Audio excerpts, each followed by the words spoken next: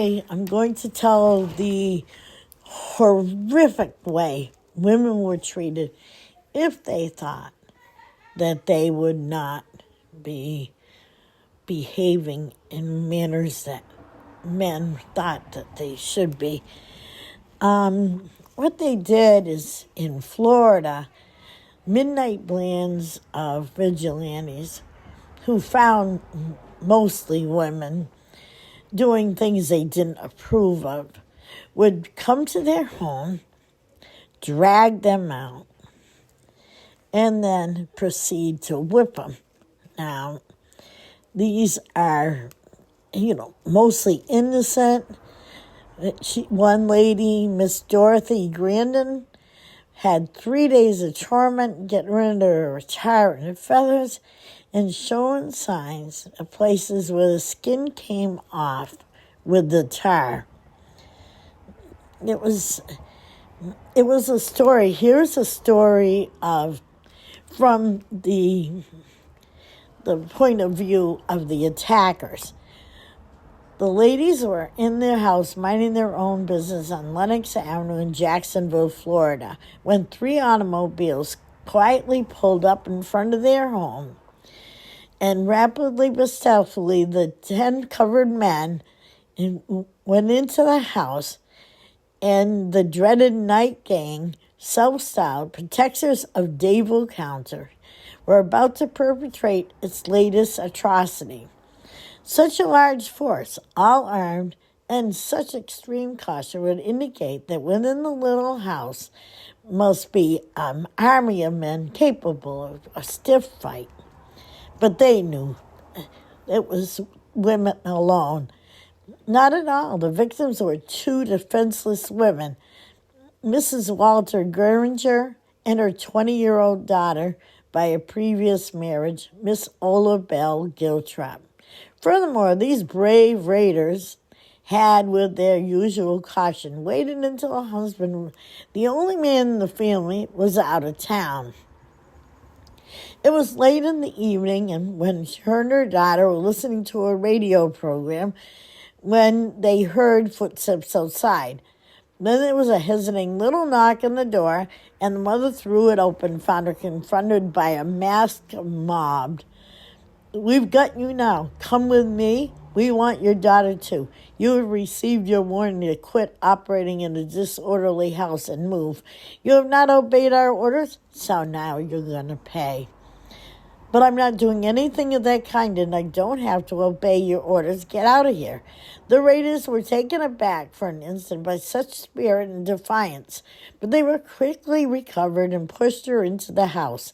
After looking the place over carefully, probably to make sure that nobody else might interfere and hurt them, they seized the 2 women and, stiffing their protest that they had done nothing wrong, threw each into a separate car and drove away. The women knew nothing about what they had heard of similar visitations, and it was useless, yes. As the cars sped through the darkness into the deserted Lackawanna section, they hysterically pleaded and protested their innocence. Of all the night gang victims which have been receiving such corrections at the rate of about 1 case a week, these seemed the weakest and most terrified, the easiest for them to bully. All the others had been glad to keep quiet and get out, as they surely would be no danger or trouble from them, weak hysterical creatures, especially after they had tasted what was in store for them. Yet, according to their rule, the floggers maintained a stony silence, so there was no chance somebody would recognize their voice. At last the car turned off the road into a swampy wilderness and stopped.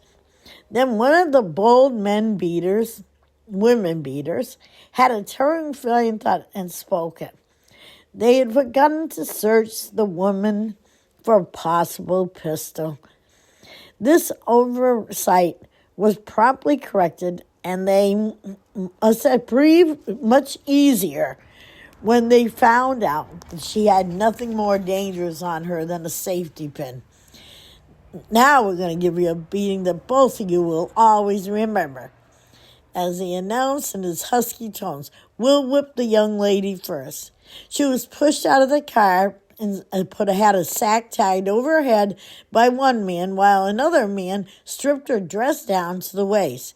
Then, tripping her, she was thrown onto her face in the mud and held that way by 4 men, big, strong men.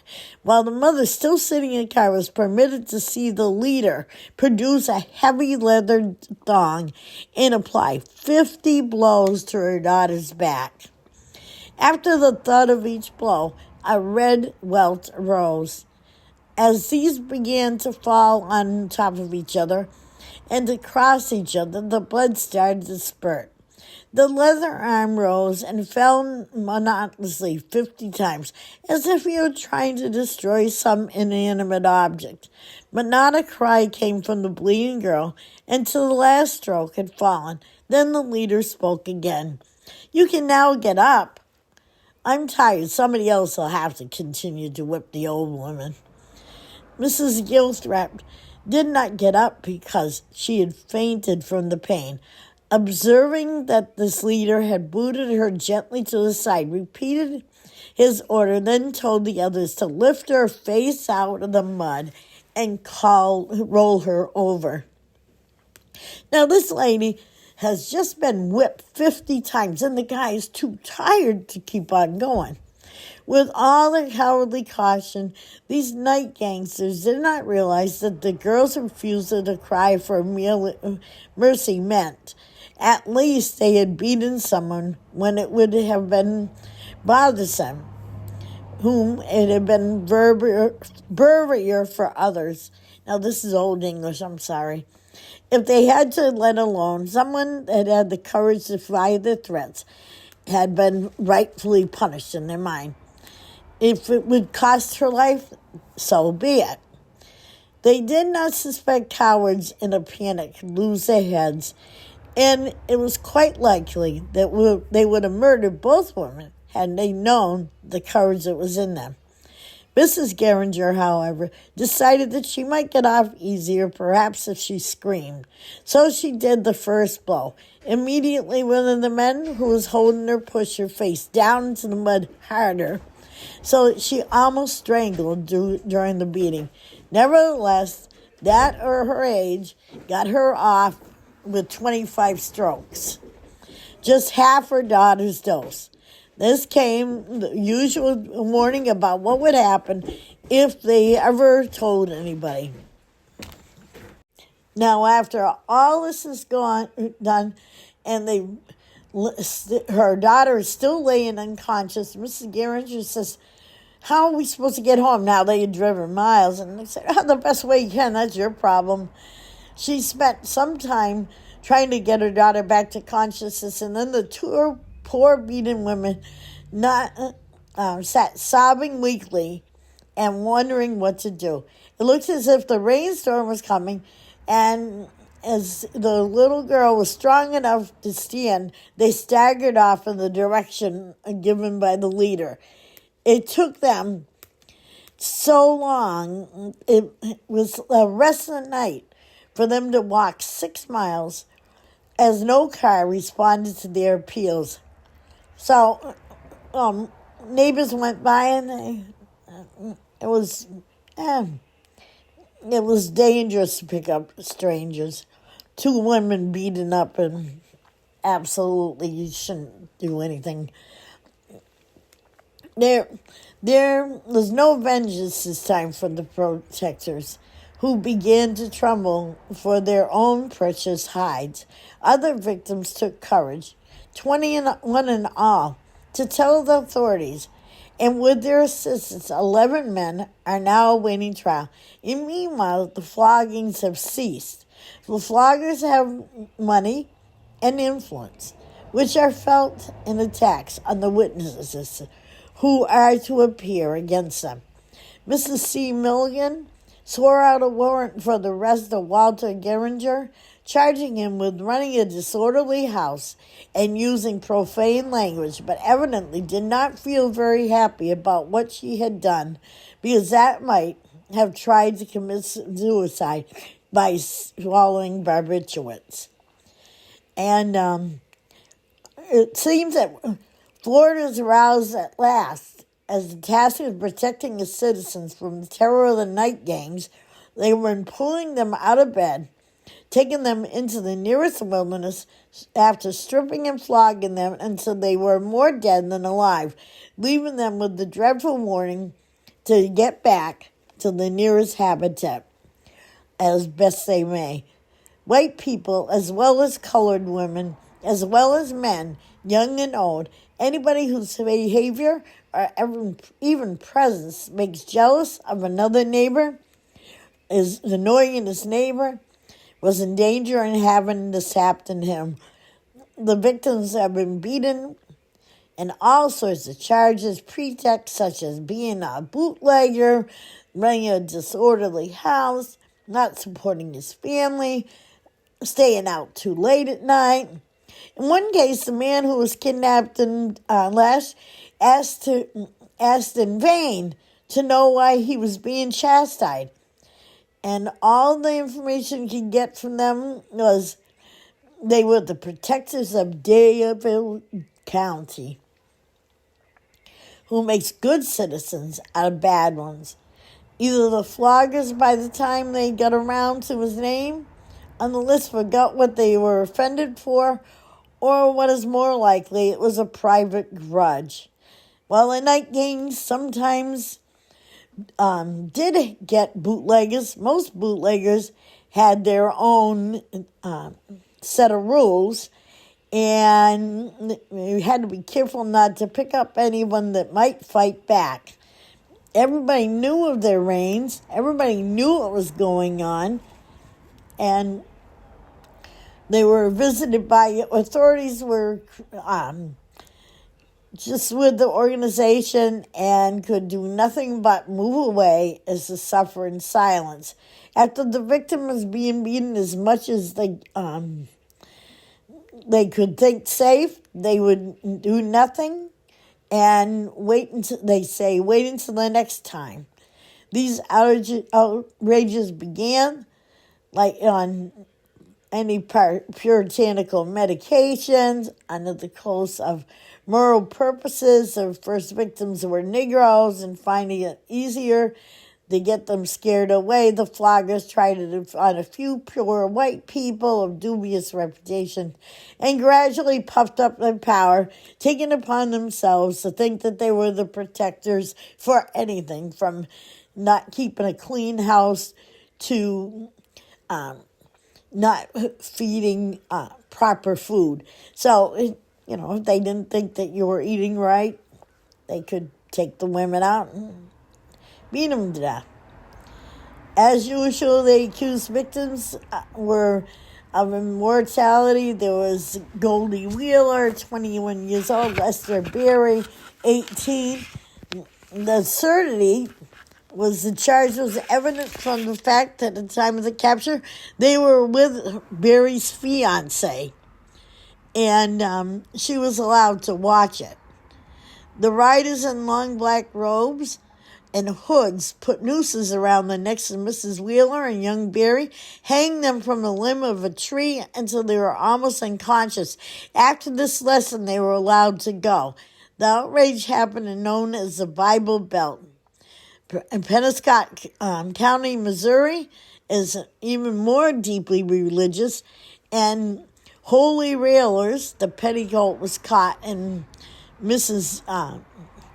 Isla Newcomb, a city summering in the vicinity, and a terrifying lashing was switched from the thorn bushes and for her wickedness.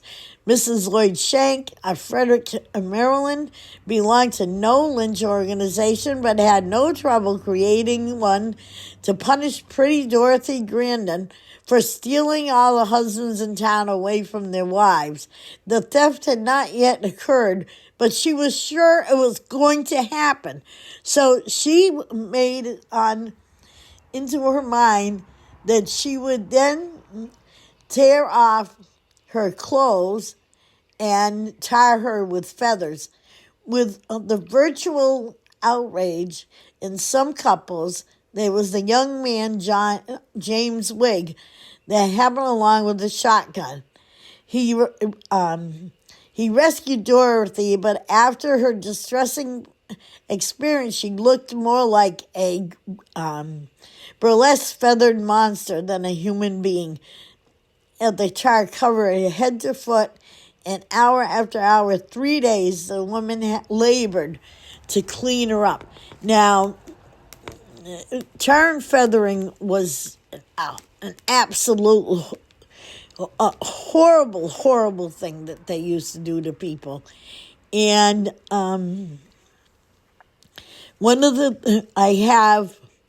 this is a description of what the people would go through. This is told in the early 1920s after tar and feathering had lost its catch. And what they did is he described what happened, because people were starting to think it wasn't that bad and everything. So this is his description.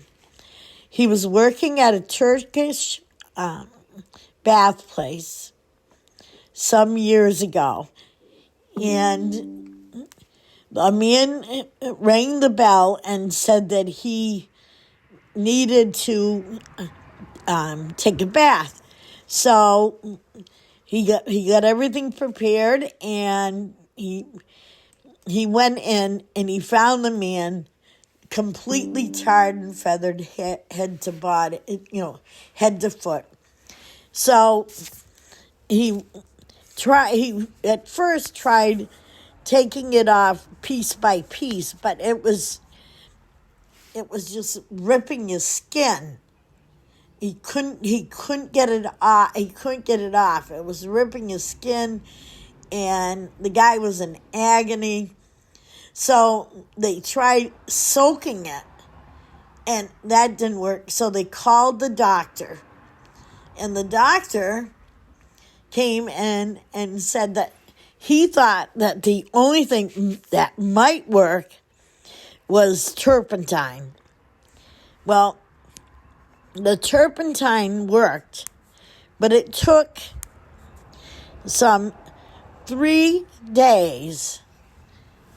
And they're pouring turpentine while it's burning the man, because it's burning him, and they're pulling off all this tar and all this hot stuff, and he can only take it for so long before he's screaming in agony. And he described that they would go up to 8 hours, with pulling hair, it took all the hair off his body. It took his skin. And they're using turpentine, the only thing that would work.